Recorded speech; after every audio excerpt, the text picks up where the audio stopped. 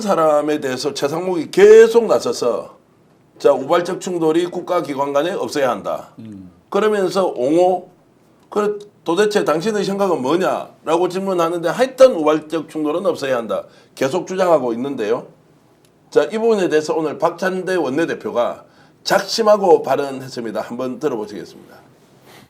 윤석열 체포영장 집행 과정에서 불미스러운 일이 생긴다면 모든 책임은 최상목 권한대행이 져야 합니다. 심지어 윤석열은 경호처 간부와 오찬 자리에서 자신의 체포를 막기 위해 총이 안 되면 칼이라도 쓰라고 지시했다고 합니다. 무슨 남미 마약갱 두목입니까? 이 와중에 최상목 권한대행은 여전히 뒷짐지고 딴청을 피우고 있습니다. 어제 최상목 권한대행은 관계기관 간의 폭력적 수단과 방법을 사용하는 일만큼은 절대 없어야 한다면서 소속 직원들의 안전과 기관 간 충돌 방지를 위해 상호 간 충분히 협의해 질서 있는 법 집행과 실무 공무원들의 안전을 확보해달라고 지시했다고 합니다. 참으로 황당하고 무책임한 지시 아닙니까? 자, 제가 가정하면서 우리 의원님께 좀 여쭤보겠습니다. 본인이 민주당의 모든 의사결정을 혼자서 독단적으로 할 수 있다. 그럼 최상목 저 어떻게 하겠습니까? 계속 상황을 좀 보고 있겠습니까? 아니면 당장 탄핵을 하겠습니까? 저는 사실은 맨 처음에는 가급적이면 대행 역할을 잘할 수 있도록 해야 된다라는 게 내부의 입장이었죠. 근데 지금은 정리할 수밖에 없다라는 생각이 듭니다. 아니 사실 경호처에 대한 명령권을 가지고 있는 건 대통령이잖아요. 그런 거 아닌가요? 그러면 지금 대통령 대행을 최상목 씨가 하고 있잖아요. 그러면 아니 양쪽 다 협의해라 이게 아니고 지금 체포영장 발부됐으니까 집행에 차질 없도록 잘 따라라 이렇게 경호처장 직대한테 얘기해야 되는 거 아닌가요?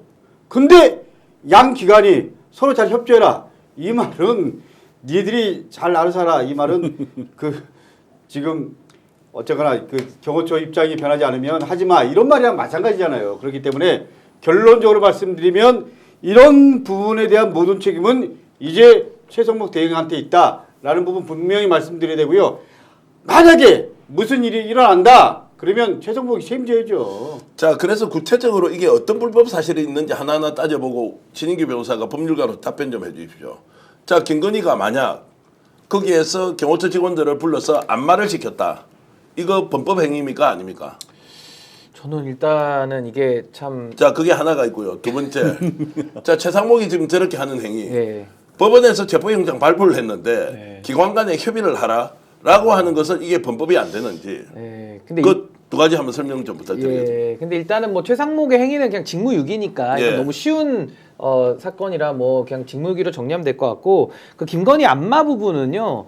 윤석열하고 부부가 같이 했다라고 하면 아마 그건 직권남용의 공범으로 한번 검토를 해볼 수 있을 것 같고 그게 아니더라도 강요죄는 될 것 같습니다. 강요죄가 될 것 같고 또 하나는 이건 뭐 검토를 더 해봐야 되겠습니다만은 경호를 하는 직원 입장에서도 그 살을 닿을 때 굉장히 성적 수치심을 느꼈을 것 같거든요. 그래서 성희롱은 당연히 되는 것이고 오히려 이거는 권력형 추행으로 좀 봐야 되지 않을까 뭐 이런 생각도 들어요. 이런 경우가 잘 없었기 때문에 아마 뭐 최초 케이스가 되겠습니다만은 아마 그런 식으로 정리가 될 것 같고 혹시 경호처 직원이 근무 시간 중에 만약에 안마를 하러 갔다면 그거는 괜찮습니까? 근데 그게 이제 사실은 뭐 지시의 정당한 지시인지 여부를 또 이제 갖다 다퉈야 되겠습니다만은 정당하다 볼 수가 없잖아요. 그러니까 이 부분에 대해 가지고는 뭐 경호처 직원의 업무 혜택을 뭐 우리가 그 상관에 의한 거기 때문에 좀 다루기는 어렵지만 다른 범죄로 저는 충분히 엮을 수 있다고 보고 이 최상목 대행해 같은 경우는 사실 집안에 칼 들고 강도가 들어왔는데 좋은 말로 설득하고 타협해가지고 여야 타협 굉장히 좋아하지 않습니까? 타협해서 강도를 내보내라. 그럴 수 있는 방법은 없죠. 강도가 들어왔으면은 신고를 하고 당장에 진압하는 것 외에 어떤 방법이 있겠습니까? 그래서 상당히 지금 이상한 발언을 계속 하고 있는데 저는 최상목 대행이 뭐가 적법이고 뭐가 불법인지도 판단할 수 있는 능력조차가 없다 그러면은 저 자리에 있으면 안 되는 거죠, 사실은. 그래서 이 영장의 적법한 집행을 막는 이 상황, 방치하는 책임이 저는 직무유기에 해당된다고 보는데, 저는 다만 이제 탄핵에 대해 가지고는 조금 저는 생각을 신중하게 해야 된다고 보는 입장인데, 왜냐면은 대안이 있으면은 저는 사실은 당장 탄핵을 해야 된다고 봅니다. 근데 또 탄핵을 해도 또 그 나물의 그 밥들이 주르르 지금 기다리고 있어가지고, 제가 생각하는 대안이라는 것은 현상을 최대한 압박을 해서 저는 최상목을 관리를 하면서 탄핵이 되잖아요. 되는 순간부터 저는 최상목에 대해 가지고는 이제는 뭐 다음 대선 또 정권도 바뀌는 게 확실하기 때문에 저는 사법적 책임을 내란의 공범에서도 주요 임무 수행자 중에서도 아주 근접한, 아주 그 내밀한 코어에 근접한 저는 그 주요 임무를 수행했다라고 저는 봐야 되고, 이걸 가지고 저는 오히려 사법적 책임을 훨씬 더 세게 묻는 게 맞다. 그것이 최상목에게 정치적인 그런 징계나 파면보다도 더 무서워할 것 같거든요. 그래서 저는 형사적 책임을 가장 강력하게 최상목에게는 물어야 된다. 이쯤 되면 전 내란의 공범 중에도 핵심 공범이라고 봅니다. 반드시 내란죄 책임을 물어야 한다. 가장 세게. 예, 가장 세게 왜냐면 물어야 이 한다. 죄를요, 지금 최상목이 지금 소위 말하면요, 내란범 수괴 다 지켜주고 은닉하고 보호하고 있어요. 그러니까 이거는 조직범죄이기 때문에 윤석열의 뭐 오른팔 왼팔 정도 되는 겁니다, 최상목은. 그래서 요 위치를 정확하게 우리가 지적을 하고, 저는 요 국면이 정리되면 윤석열의 체포 이후에는 완전히 이제 급격하게 상황이 바뀔 거거든요. 그 이후에는 저는 최상목에 대해서는 내란의 공범 중에서도 핵심 코어로 너는 정리한다. 전 이 경고를 계속하고 실제로도 그렇게 저는 사법적 책임을 물어야 된다고 네, 봅니다. 최상목 한마디로 정리하면요, 내란 방주범입니다.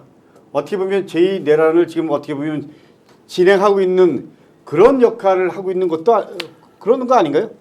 그러니까 내란 이제 공범에다가 방조범까지 같이 그러니까 이제 연결해서 정확하게 가야 말하면 돼요. 예. 공범의 종류가 네. 공모를 했으면 이제 공모 공동정범이 되고, 시켰으면 교사범 내지는 도와줬으면 방조범, 이게 다 공범으로 우리가 부르는 네. 거거든요. 그러니까 최상목은 공범인 건 당연한 건데, 공범 중에서 의원님 말씀하신 대로 소극적 가담, 그러니까 방조만 한 거냐? 제가 봤을 때 이제 방조 아니거든요. 거의 이건 뭐 공모 공동정범 수준으로 뭔가가 감출 게 있으니까 저렇게 지금 소극적으로 업무에 임하고 있다. 충분히 저는 수사 필요성을 증명하고도 남았다고 저는 봅니다. 다른 각도에서 질문 간단히 드리면, 자, 알고도 저렇게 합니까? 아니면 본인은 모르고 저렇게 하는 겁니까? 어떤 걸 모른다는 거죠? 최상목 지금 권한대행이 조금 전에 말씀하셨던 판단력 그런 없이. 내용.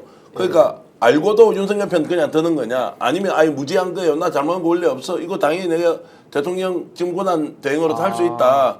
이렇게 생각하는 거예요. 아니 지금 제가 이야기한 이 헌법에 관한 기본적 소양, 그러니까 네. 소위 말해서 삼권 분립이라는 게 우리가 있는 거고, 법원이 발부한 영장을 뭐로 막습니까? 이건 민주공화국 시민들도 다 아는 내용들이잖아요. 그러니까 그거를 만약에 모르는 사람이 글쎄요, 장관까지 하고 부총리하고 대행까지 한다면 더 심각한 일인데, 저는 알면서 저런다고 봅니다. 자, 모를 수가 서울법대 없죠. 출신이고 서울법대 서울대 출신의 내란과 법대 출신이죠, 출신이고 또 재경고시 출신이니까 네. 당연히 아는데도 당연히 알죠. 불구하고 저렇게 하는 것은 나쁜 놈이죠. 법적 책임을 지겠다는 각오를 하고 있다는 거죠. 이미 첫 단추에서 어그러졌다는 걸 본인 스스로 너무 잘 알잖아요. 예. 쪽지라고 자꾸 이야기하잖아요. 여기에 함정이 있는 거죠.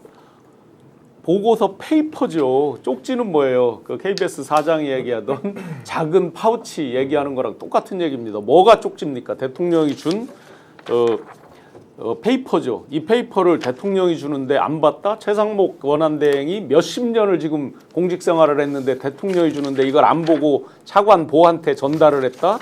여기서 이제 꼬여버린 거죠. 그러다 보니까 공범의식, 내가 형사 처벌을 피해가기 어렵다. 어떻게 편을 들어도 피해나가기 어렵다. 이 권한대행 때가 어찌 보면 가장 리즈 시절일 수 있어요. 저분으로서 가장 피크일 수 있고, 그리고 일각에서 또 이런 말이 많이 나오잖아요. 아, 하다 안 되니까 최상목 권한대행을 대권 후보로 옹립해보자, 이런 것들이 실제 올라오고 있단 말이죠. 그러니 또 심지어는 이제 윤희 안에서 내가 복귀하면 누구누구 총리시킬게, 별의별 말이 지금 다 터져 나온단 말이죠. 실제 그런 말을 했고, 그렇다고 보면 공범의식 여기서 빠져나가지 못한다. 그럼 무게추는 최상목 권한대행은 국민에 있지 않습니다. 국민 전체에 있지 않아요. 본인한테, 그리고 국민의힘 쪽에 더 눈치를 보는 건 사실이죠. 아니 그리고 이게 공범인 게, 방금도 JTBC 보도를 보면 최상목이 경호처장 연락을 받았는데 라면서 경찰에 수차례 압력 전화를 했다라는 게 지금 계속 보도로 나와요. 그러니까 아까 우리 신용환 교수님 말씀하신 대로 그 비상계엄 때 쪽지를 받고 여러 가지 내란에 가담했던 정황 이거 수사해야 되는 것이고 그 이후에도 윤석열 내란 수계를 지키기 위해서 영장을 집행하는 경찰한테 압박을 넣고 경호처 편을 들고 있지 않습니까? 그 자체가 윤석열이를 보호해서 자기를 보호하겠다라는 그 의도로밖에 이거는 설명이 안 되기 때문에 전 최상목의 내란죄 가담 혐의는 너무나도 지금 분명한 정황들이 차고도 넘친다고 일단 이것만 좀 정리했으면 좋겠어요. 쪽지는 그야말로 우리 LP바 가지고 신청곡 적어서 주는 사이즈가 쪽지예요, 요거. 그리고 요건 A4 용지 공식 문서 쓰는 A4 용지한테 절대 쪽지라고 안 합니다. 근데 요게 된 거 기본적으로 저는 여기 스픽스 와서 첫날 아마 그 말씀 드렸을 거예요. 모든 국무위원은 주요 가담자다. 최소한 그 수준에서 선별을 해야 되는데 아직도 너 내란을 지지해? 아직도 너 내란 세력이야? 그래 그럼 기본적으로 사법 처리라는 거는 상수입니다. 상수. 얘들은 지금 우리한테 잘하든 못하든 간에 그냥 상수로 어차피 처벌 받아야 되는 자들인데 그래도 이제 개전의 정이 있어서 이제 뭐 좀 방금 말씀하셨잖아요. 눈치 보는 거 눈치. 최상목은 눈치. 아직까지 기득권이 국임당과 저들에게 있다고 생각하니까 눈치 보면서 저들을 위해서 복무하는 거예요. 오늘도 저들을 위해서 거부권 행사했지 않습니까? 그죠? 저들을 위해서 저들의 세상이라고 여전히 생각하고 있는 저자들에 대해서 우리가 이제 국민의 시대고 민주의 시대라고 하는 것들을 그가 깨닫도록 만들어주고 만약에 깨닫지 않으면은 그냥 고정된 상수대로 처벌하는 거죠. 그리고 그 다음이 누군지 모른다고요? 이주호잖아요. 아니면 또 상수, 너 빨리 사법처리 일정을 좀 우리가 가속화시켜줄 뿐이지 계속해서 너 아니야? 너 가 그러면. 이런 식으로 해서 과단성 있게 징벌하는 민중의 권력이 민주당이라는 걸 보여줄 필요가 있다는 거예요.